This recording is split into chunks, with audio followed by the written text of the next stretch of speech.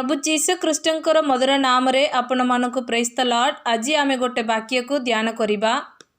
प्रथम जोहन 3:22 पद ओ वाक्य रे एपरि लेखा अछि, पुणी आम्भे माने जहा जहा मागु सेही सबु ताहांक ठारु पाई थाउ, कारण आम्भे माने ताहांकर आज्ञा पालन करू, पुणी ताहांकर दृष्टि रे जहा संतोषजनक ताहा करि थाउ।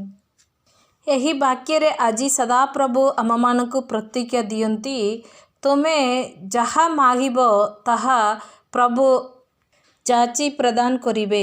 मात्र आमे कौन करबा को पड़िबो से वाक्य रे दुईटी विषय लिखाई जे, प्रथम विषय सदा प्रभुंकर वाक्य को आमे पालन करिवार अछि, द्वितीय विषय सदा प्रभु को संतुष्ट करिवार अछि। ताहा हेले संतुष्ट विषय बोले कौन? हितोपदेश 12:22 पद ओ वाक्य रे एपरि लेखा अछि, मिथ्यावादी ओष्ट सदाप्रभुंक घृणा विषय, मात्र जेउ माने सत्य व्यवहार करंती से माने ताहांकर तुष्टिकर। ई वाक्य रे देखिबा बेले जेउ माने सत्य व्यवहार करंती से माने सदा प्रभुंकर संतोष पात्र।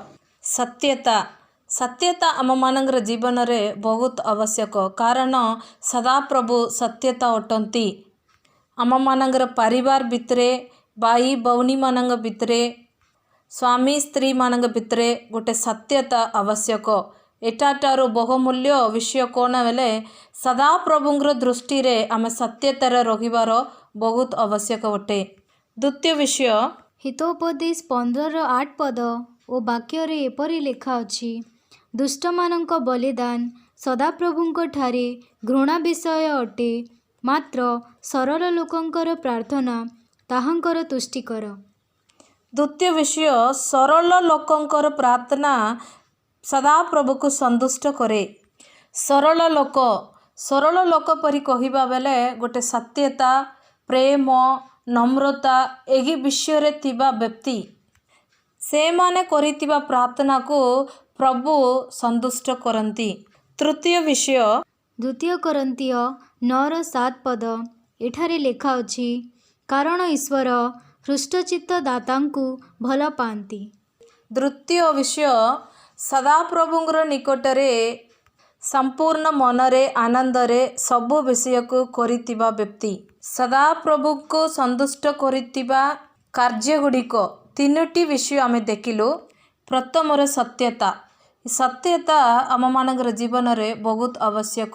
जोसेफर जीवन में आमे देखिबा बेले सदा प्रभु को और मनुष्य को सत्यतार रहिले, पाप करिबा परिस्थिति आसिले मध्य सदा प्रभुंर दृष्टि रे एडे बड़ पाप किपरि करिबी परी पाप टारू दूर दौड़ी गले परी आमे वाक्य रे देखुछु।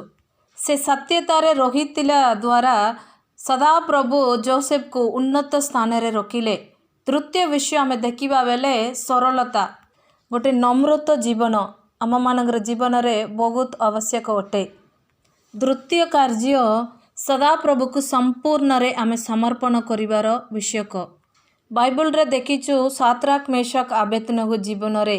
साद्राक मेशक आबेदनेगो तार जीवन नष्ट हेबा परी जानितिले मध्य सेमाने प्रभुंको निमते तार निजर जीवन को समर्पित करितिले। प्रभु एही परिस्थिति रे आम मानक रक्षा करिवे, जदि रक्षा न कले मध्य मो सदा प्रभु को विश्वस्त रे रहिबो परी सेमाने कहितिले। से विषय को सदा प्रभु देखिकी संतुष्ट हेले और रक्षा कले। हेपरी आम मानकर जीवन रे पैसा हो, समय हो, जहा आवश्यक हो, सदा प्रभुंर निकटरे आमे समर्पित करिबा संपूर्ण भावरे सदा प्रभु से कार्य गुड़ा को संतुष्ट करंती और आशीर्वाद करंती।